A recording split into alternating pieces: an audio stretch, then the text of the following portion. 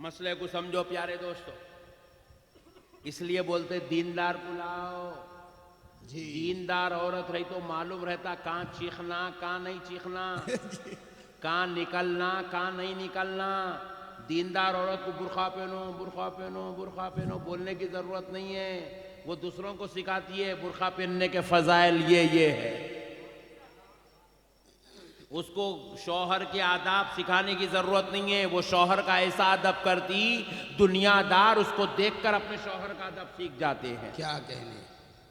इसलिए फरमाया दीनदार को लाओ। तो हुआ क्या, बादशाह रास्ते से गुजर रहा है, हकीकी वाकया है, बड़ी बड़ी किताबों में बुजुर्गों ने लिखा है। बादशाह रास्ते से गुजर रहा है, एक मजदूर ईंट उठाकर तीसरे माले पे फेंक रहा। फर्स्ट फ्लोर पे फेंकना ही मुश्किल है, बोले तो थर्ड फ्लोर पे फेंक रहा नीचे से। बादशाह उसकी ये कलाकारी देख के बड़ा परेशान हुआ, बोले इतनी सलाहियत, इतना लाइट लेके इतनी बड़ी बड़ी ईंट उठा रहा, नीचे से ऊपर फेंक रहा ईंट, और ऊपर एक जना ठहर के ईंटा कैच करते आ रहा हो। तो बादशाह गाड़ी रुका के बोले, उनकी जो भी थी सवारी रुका के बोले दूसरे को फेंकने लगा। बोले दूसरा फेंका तो फर्स्ट फ्लोर तक भी बड़ी मुश्किल से जा रही। बोले तीसरे को लाओ, बोले तीसरा फेंका चौथा फेंका, फर्स्ट फ्लोर के ऊपर जा रही नहीं। इसको बोले फिर फेंको, बोले फिर फेंका तो फिर थर्ड फ्लोर पे जा रही। परेशान हो गए बादशाह, बोले इसके लिए इनाम मुकर्रर करो। इनाम मुकर्रर कर दिए, ऐलान कर दिया इसको हर महीना इतना इनाम दे दिया जाएगा। उसकी कलाकारी से खुश हुए बड़े। चलते चलते रास्ते में पूछे बादशाह क्या बात है, इतने लोग जो है ईंट फेंके किसी की भी ऊपर नहीं पहुंच रही थर्ड फ्लोर तक, तीसरी मंजिल तक, इसकी ईंट तीसरी मंजिल तक पहुंची, बात क्या है। तो वजीर क्या बोला, साहब इसकी एक सबसे बड़ी वजह हो सकती। बोले क्या, बोले साहब इन्हें इसकी बीवी दोनों बहुत खुश होंगे। बोला दोनों के दरमियान तालमेल अच्छा होगा, इसको घर में बहुत खुशियां मिल रही, इसलिए इसका स्टैमिना इतना ज्यादा है। यानी अगर आदमी को घर में खुशियां मिले तो बाहर दुनिया जीत ले सकता उन्हें। जी वाह वाह वाह वाह वाह वाह, बहुत अच्छा। अगर घर में खुशियां नहीं मिले तो नमाज भी सही नहीं होती उसकी। क्या कहें। घर में खुश रहना आदमी, बीवी अच्छी रहना, तो बीवी अच्छी होने के लिए अपन गोरी लंबी गिड्डी मोटी दुबली नहीं देखना, सबसे पहले दीनदारी देखना। क्या कहने, वाह वाह वाह। तो बादशाह बोला शायद साहब इसके घर में बेगम इसकी बहुत सुकून से है, घर में खुश है ने, इसलिए बाहर इतना जबरदस्त कारनामा कर सक रहा। तो बोले मालूम करो। बादशाह बोले अच्छी बात है, मालूम करो, तहकीकात करो। खूब तहकीकात करे तो पता चला वाकई हस्बैंड वाइफ इतने खुश इतने खुश इतने खुश है, इतना अच्छा तालमेल, इतनी अच्छी जबरदस्त जो दोनों की बाउंडिंग है, उसकी वजह से बाहर इसकी ये कलाकारी देखने को मौका मिल रहा। तो बादशाह बोले चलो हम आपको आजमाना चाहते हैं वजीर, आप बोले दोनों की अच्छाई की वजह से ये कमाल हो सकता है, तो बोले कुछ ऐसी तरकीब करो कि दोनों के बीच में इख्तिलाफ करा दो। जी जी, दोनों के बीच में इख्तिलाफ पैदा, जरा जोर से बोलो, इख्तिलाफ करा दो, दोनों के बीच में लड़ाई झगड़ा लगा दो। तो एक औरत को वजीर क्या करे, एक औरत को वो बीवी की सहेली बना के घर में भेज दिए। उन्हें रोजाना जाना बैठना, उसके शौहर के खिलाफ एक एक नुक्ता एक एक नुक्ता एक एक नुक्ता खिलाफ में बोलना आ जाना बोलना आ जाना बोलना आ जाना। आखिर में एक गोली ऐसी डाली, बोले तेरे शौहर का बाहर चक्कर चल रहा बोल के डाल दी। औरत का शक करना मौत के इजराइल को बुलाना दोनों बराबर है। तो हुआ क्या, औरत शक करना शुरू कर दी शौहर पे। जैसे ही शक करना शुरू करी, दोनों के बीच में इख्तिलाफ इख्तिलाफ इख्तिलाफ इख्तिलाफ आते आते दोनों का बिस्तर अलग हो गया, दोनों का दस्तर अलग हो गया, दोनों की बातचीत अलग हो गई, दोनों का कमरा अलग हो गया, एक दूसरे की सूरत देखना का वारा नहीं कर। तो बादशाह के सामने वजीर जाके बोला सरकार दोनों बीवी शौहर को शिद्दत तक लड़ा दिए। तो बोले अच्छी बात है, आज सवारी निकालो, फिर से चल के उसका कारनामा देखते हैं, 3 फ्लोर तक ईंट फेंक रहा कि नहीं फेंक रहा। तो बादशाह फिर से सवारी पे बैठे, बैठ के जो है फिर से घूम लेते हुए आए। आके देखे तो ईंट फेंका तो एक फ्लोर पे भी नहीं जा रही, क्या बात। एक मंजिल भी पार नहीं कर रही। तो बादशाह इनाम निकाला, वजीर को दे दिया, तूने सही पहचाना और सही मसला जाना। फिर उसको बुलाया, उसकी बीवी को बुलाकर बोला, देखो तुम्हारे ये कारनामे को देखकर हम बड़े परेशान थे, इसीलिए हमने तुम में इख्तिलाफ करवाया। बीवी को कहा, ये किसी पे तारे, ये किसी पे आंख झांक नहीं करता है, ये तो अच्छा इंसान है। दोनों के दरमियान फिर से मोहब्बत को पैदा किया। फिर एक 10-12 दिन गुजरे तो शौहर फिर से तीसरी मंजिल पर ईंटें फेंकना शुरू कर क्या दिया। बात, वाह वाह वाह। घर में अच्छा रहना मेरे भाई, घर सुकून का रहना। तू मैं क्या कर रही गे, कहां गई ये, खाया रे अरे ही बोले तो जाओ मुर्दा निकल जाता घर का, घर जाके जहन्नम बन जाता हो। जी अदब से रहना, इंसानियत से रहना। एक नसीहत करता हूं शौहरों को, भाइयों को और बाप को, भाई को, कबूल करते? कौन कौन कबूल नहीं करते, जरा हाथ उठाओ। एक जना उठाया, चलेगा, नो प्रॉब्लम। इतने लोग कबूल कर लिए, वो एक बेचारा नहीं कबूल करा तो नो प्रॉब्लम। कबूल करेंगे ना, करेंगे ना? आज के बाद अपनी बेगम को अरे तुरे नहीं बोलना। क्या कर रही तू, खाना खाएगे, खाना लागे। अम्मा सुख गए देखो सूरता पूरों के। अम्मा अपनी बेगम को अरे तुरे नहीं बोलना। क्या बोलना? खाना लाइए, खाना निकालिए,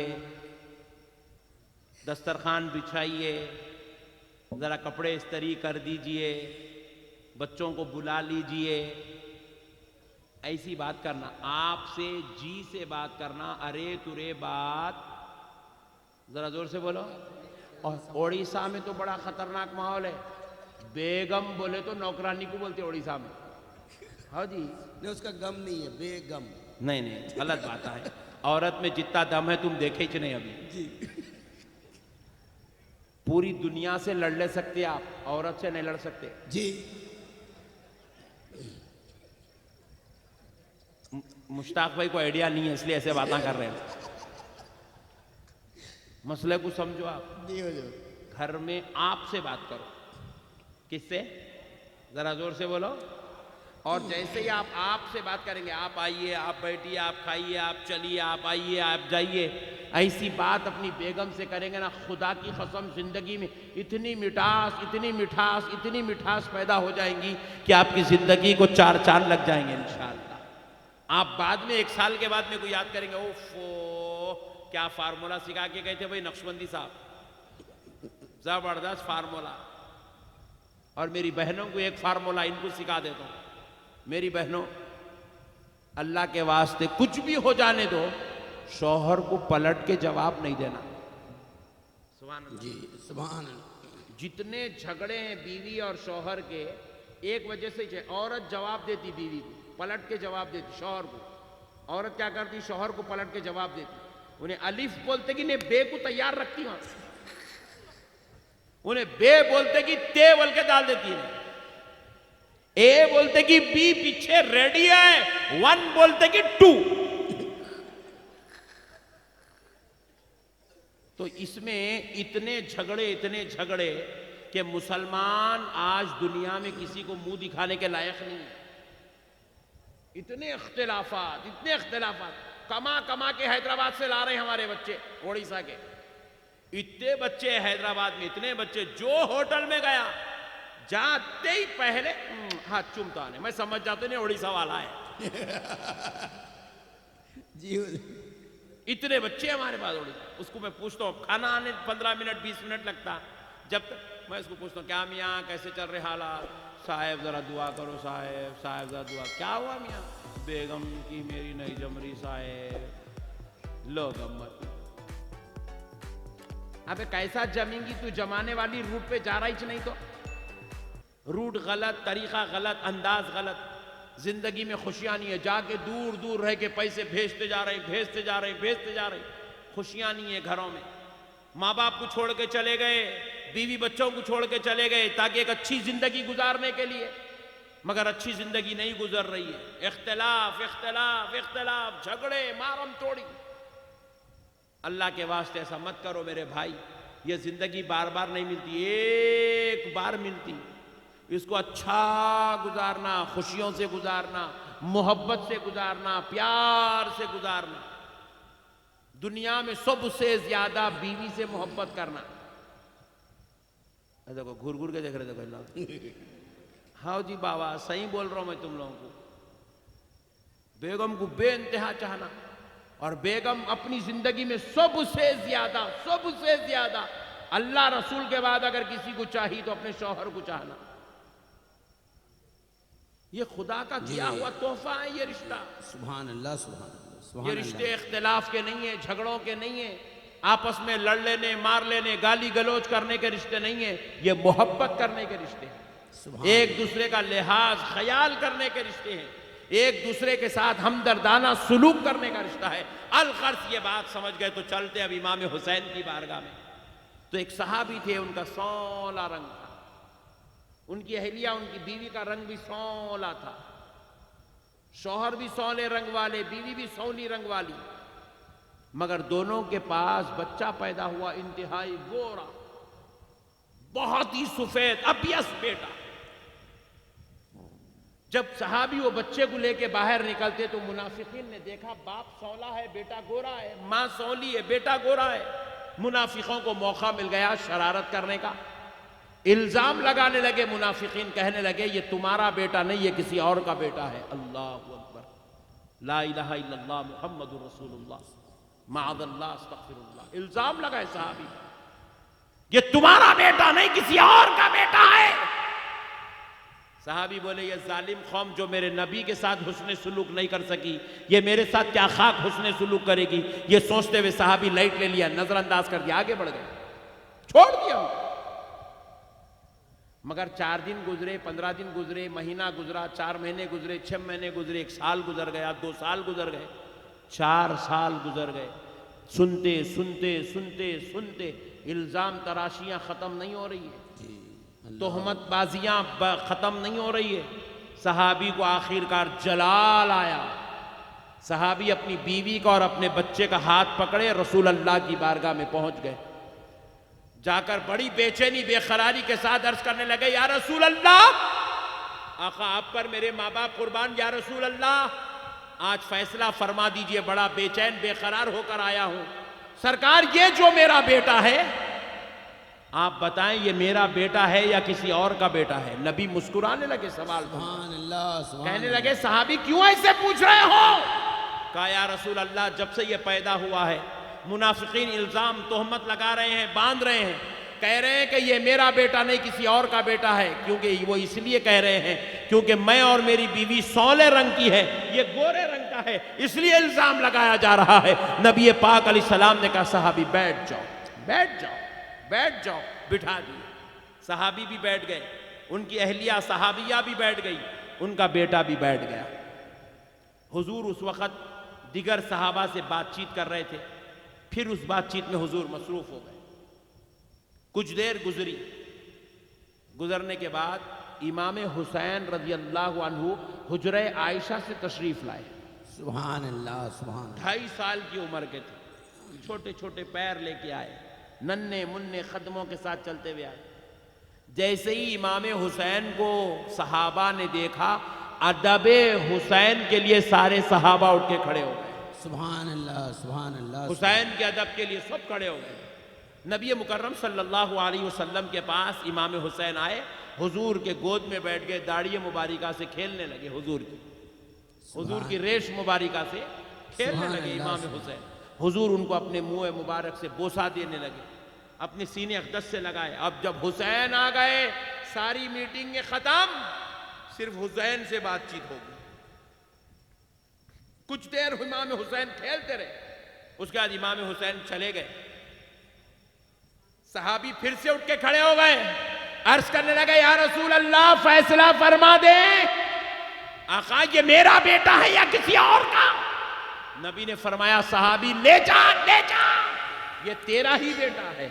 सुभान अल्लाह, सुभान अल्लाह। सहाबी ये तेरा बेटा है, जैसे ही सुने सहाबी रश्क करने लगे, करते हुए सरकार के कदमों में गिर गए, सर उठाए और पूछने लगे, या रसूल अल्लाह, आपने कह दिया मेरा बेटा है, अब ये मेरा ईमान बन गया, ये मेरा बेटा है, मगर आका बाहर निकलूंगा मुनाफिकीन फिर से ताना देंगे, इल्जाम लगाएंगे, या रसूल अल्लाह उनको कहूंगा, नहीं नहीं खुदा की कसम ये मेरा बेटा है। आका वो पूछे दलील क्या है, तो क्या दलील दूं? तो नबी ने कहा, सहाबी क्या तूने नहीं देखा जब मेरा हुसैन आया? अदबे हुसैन के लिए सारे सहाबा खड़े हो गए और सहाबी तुम भी खड़े हो गए, तुम्हारी बीवी भी खड़ी हो गई, तुम्हारा बेटा भी खड़ा हो गया। सहाबी सुन ले, हुसैन का अदब वही करता है जो अपने बाप का बेटा हो। सुभान अल्लाह, नारे तकबीर, नारे रिसालत, नारे रिसालत, उलमाए अहले सुन्नत, नारे तकबीर।